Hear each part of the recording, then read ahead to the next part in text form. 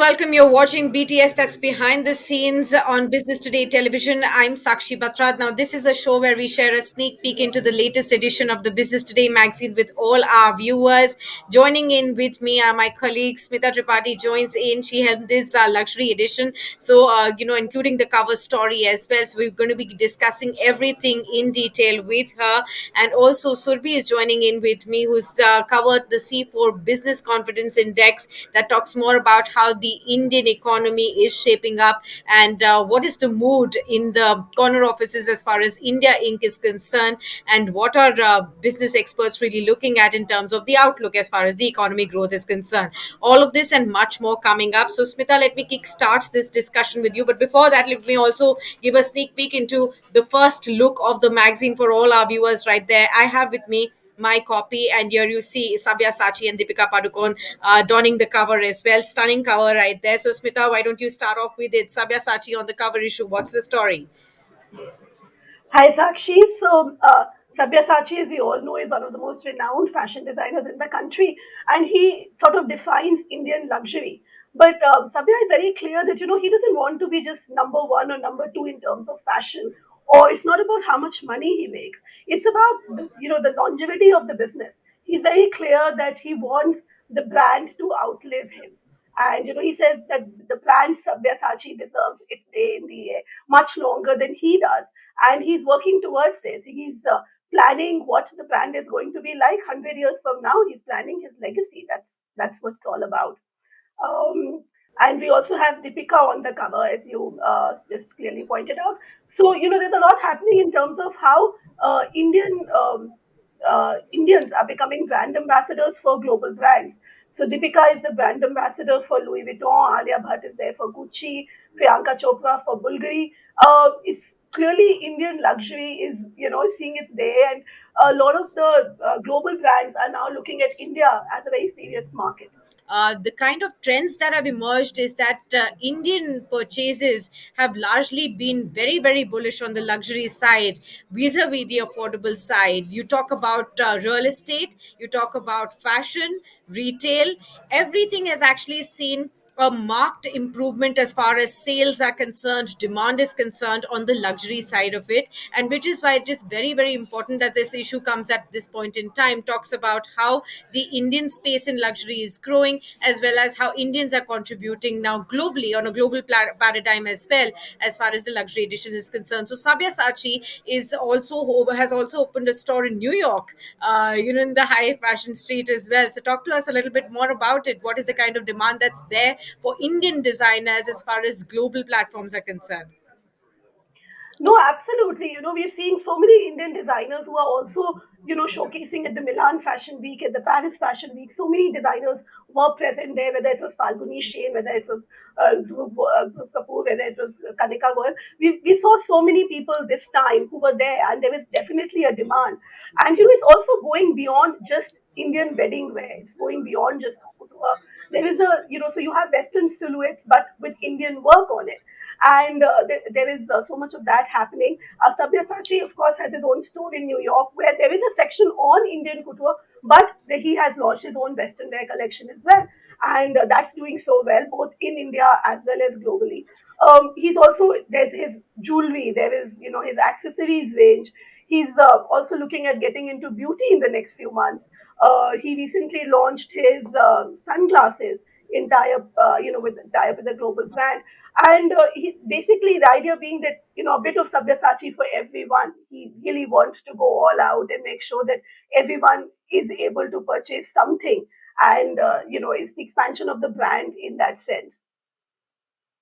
Right, and what is it with what you were pointing out that more and more Indian celebrities are being chosen as global brand ambassadors for the top-notch brands across the world as well? So more Indian celebrities being scouted for that. So what is the idea behind it?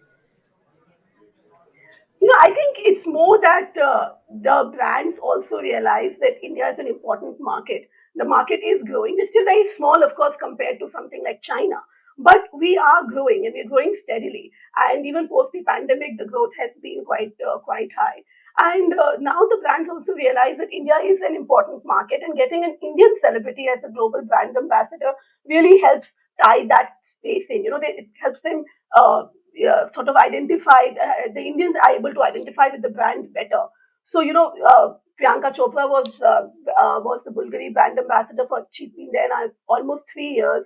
Deepika became the LV brand ambassador last year. Just recently, Alia Bhatt became the Gucci brand ambassador. Then we have Katrina Kaif as the Rado brand ambassador. So it's like almost raining brand ambassadors. You see it in every second big brand has an Indian celeb as a global brand ambassador, and they're even expanding in terms of stores. The Geo World Yes. Plaza just opened in Bombay, and Gucci opened its fifth store. LV opened its fourth store. So they're seeing that there is scope, and this is the right time to expand in the market. Absolutely.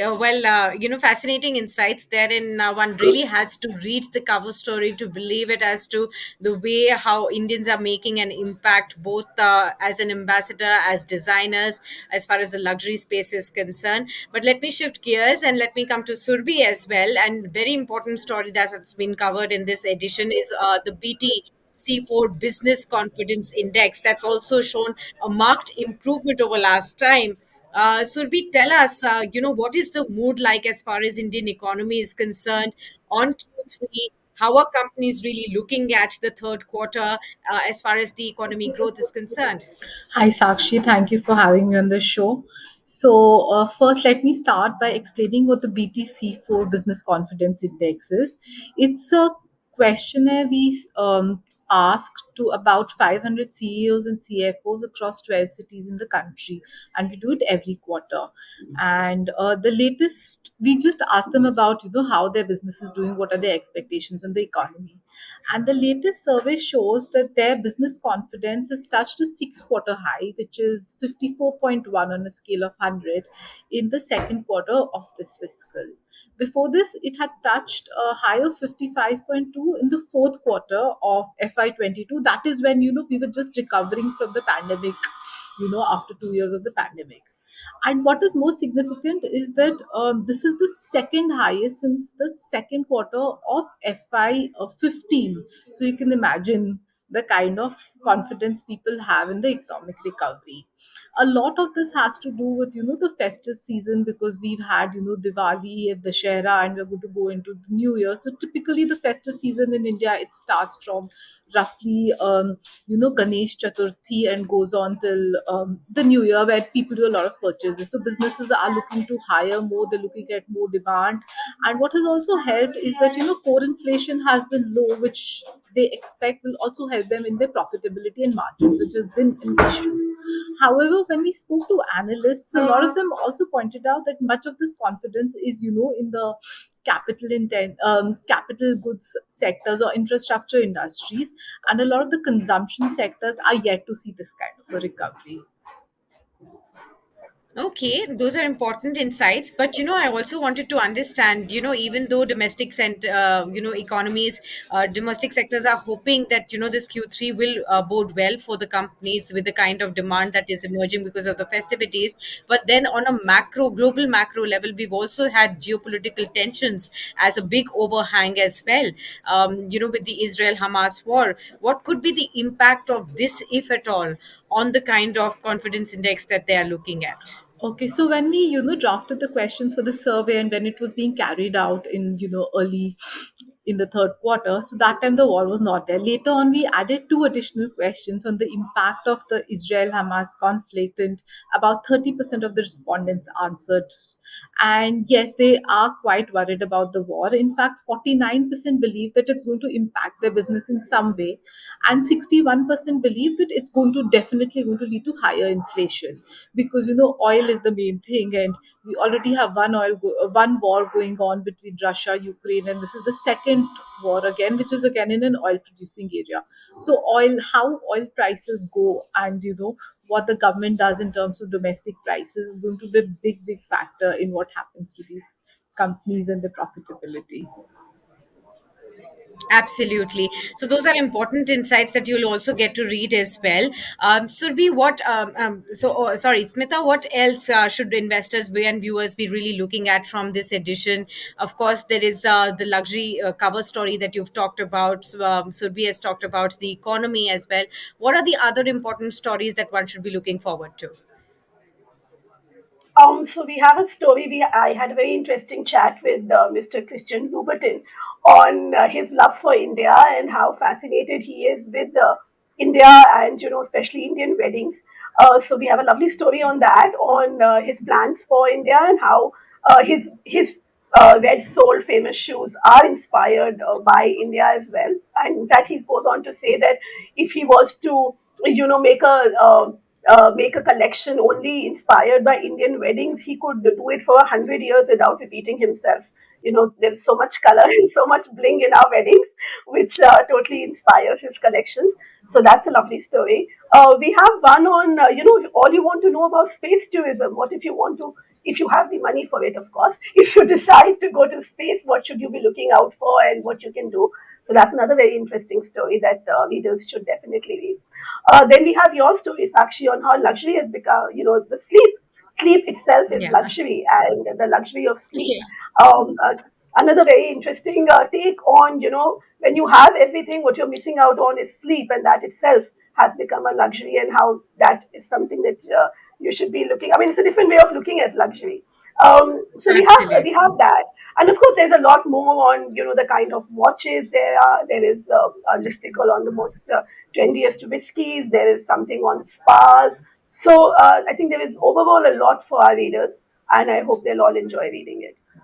Absolutely, there is enough and more, on materialistic luxury, and perhaps in the, transitional sense as well, that a lot of investors and viewers can definitely hope to read. And this is one edition that is going to be extremely enjoyable for all our viewers as well. So, in case you're looking for a laid back and very, very, enjoyable read, this is one edition that you have to get yourself your hands onto. The copies out on there on the stand, so do grab your copies as well. Many thanks, Smita and Surbi, for detailing for all our viewers the key insights and the sneak peek into this issue. And all the very best, and we shall connect with the other issues as well. Many thanks for joining in onto this edition.